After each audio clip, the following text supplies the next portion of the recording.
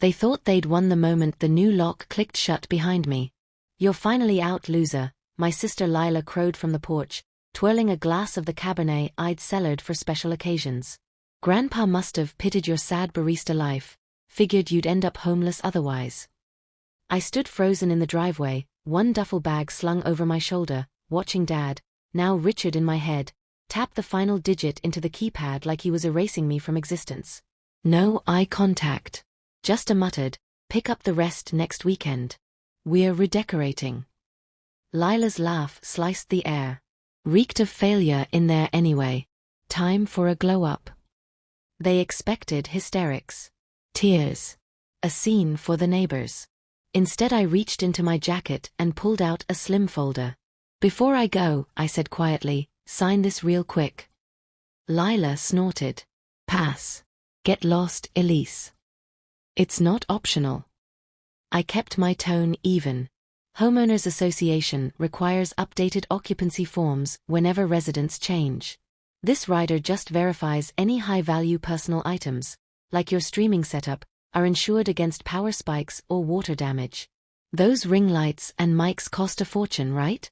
One blackout and poof, thousands gone. Her smirk faltered. She glanced at the hard cases lined up by the garage, her entire influencer empire packed in foam. The thought of replacement value hit harder than family loyalty ever had. "Hand it over," she snapped, snatching the pen. Richard hesitated. "Maybe we should." "Dad, it's boilerplate," she cut him off, scrawling her name with theatrical flair. She never skimmed the paragraph above the line. If she had, she'd have noticed the key sentence in crisp black type. Asterisk the signatory affirms guest status only. No tenancy interest, permission revocable at owner's sole discretion without notice. Asterisk. She'd just waived every squatter protection in the book. I tucked the folder away. Enjoy settling in. My old hatchback coughed to life. As I pulled away, Lila yelled, "Don't come crawling back." I didn't need to look in the rearview. Victory was already riding shotgun. That night, in a roadside motel that smelled faintly of bleach and regret, I opened my laptop. The smart home app reconnected instantly via the cellular failover I'd installed after the big storm 2 winters back. They'd changed the Wi-Fi, sure, but not the backbone. Live feed, Lila posing in my restored kitchen, already planning to rip out the original cabinet's 4 clean lines. A text pinged. Photo of my clothes in trash bags on the curb. "Your junk's garbage now. Grab it before pickup or buy." Another followed. "We're flipping this dump once the market's hot. Cali, here we come." Screenshot. Cloud backup. Time-stamped proof of intent to alienate trust property. The heat wave alert glowed red, 101 degrees Fahrenheit tomorrow. I opened the controls. Thermostat vacation override 95 degrees setpoint. Water main remote shut off. Main breaker disconnected.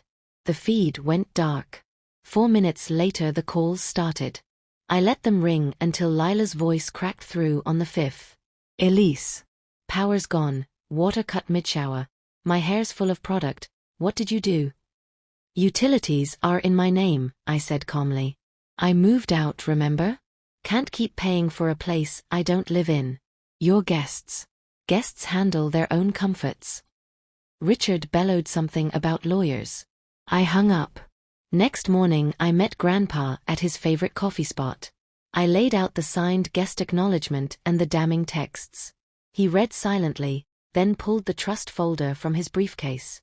"Bad actor provision," he said, initialing the update. "Attempt to sell or substantially alter trust assets without approval equals immediate forfeiture of beneficiary status." No police. Just a discreet security firm. We rolled up in 2 dark sedans. Inside. The house was an oven.